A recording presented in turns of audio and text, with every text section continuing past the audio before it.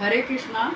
दो पति पत्नी थे, वो इतने निर्धन थे कि उनके रहने के लिए घास फूस की ही झोपड़ी थी और खाना खाते थे तो किसी दिन दाल होती थी चावल के साथ, और कई बार तो अकेले चावल ही खाते थे नमक के साथ, हरी मिर्च और नमक के साथ, और तन ढकने मात्र का उनके पास कपड़ा था और वो देखने में एकदम दरिद्रता की मूर्ति लगते थे।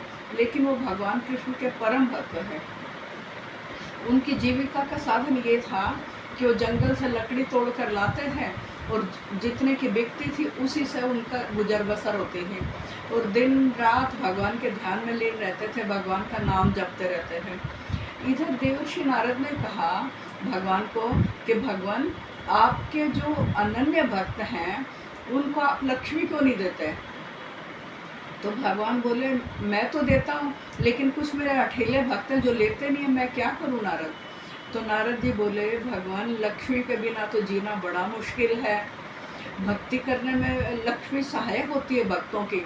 तो भगवान बोले कि ठीक है, तुम्हें दिखा देता हूँ। तो जिस रास्ते से वो पति पत्नी रोज जाते थे और फिर लकड़ी तोड़कर वापस आते थे, उसी रास्ते पर भगवान ने एक सोने का ढेर प्रकट कर दिया और नारद को कहा कि नारद, तुम पेड़ के पीछे छुपकर देखो इन पति पत्नी को।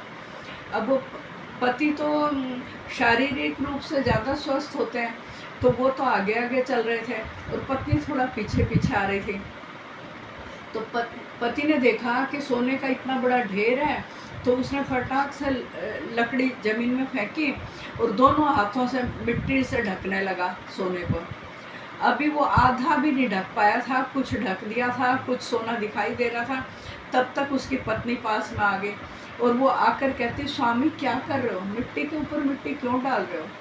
तो पति बोला, देवी तुम धन्य हो, तुम्हें सोने में और मिट्टी में कुछ फर्क नहीं नज़र आता, लेकिन मुझे फर्क नज़र आया।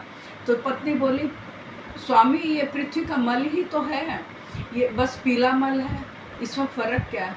तो उधर भगवान बोले, नारद अब बताओ मेरा कुछ दोष है? नारद बोले, भगवान बिल्कुल सही कह रहे हैं, ये आपके कुछ भक्त ऐसे हैं जिनके आँखों के सामने रिद्धि सिद्धि सारे ऐश्वर्य हाथ जोड़े उनके लिए खड़े रहते हैं कि कब मेरा ये भक्त मेरी तरफ देखे तो कब मैं इनकी सेवा करूं, लेकिन वो इतने जिद्दी और इतने अठीले होते हैं, देखते ही नहीं है इन ऐश्वर्य शक्ति की तरफ। बोलो भक्त और भगवान की जय।